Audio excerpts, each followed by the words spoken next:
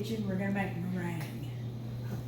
I've got 3 egg whites that are room temperature, 1/4 teaspoon of cream of tartar, and a teaspoon of vanilla.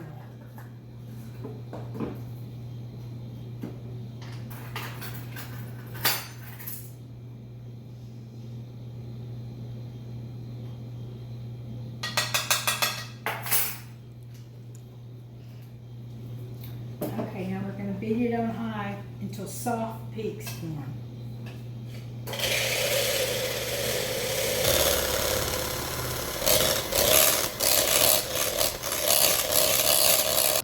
It starts getting white like this and little soft peaks form. That means we can start adding our sugar real gradually.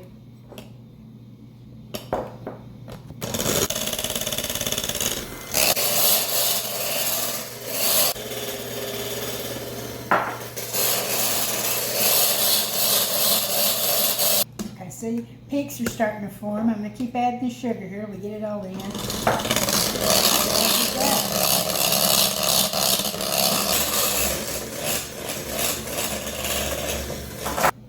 Now we got good peaks. We're going to put it on our pie filling. That's all there is to it. Meringue's pretty easy. Now it's ready to put on the pie.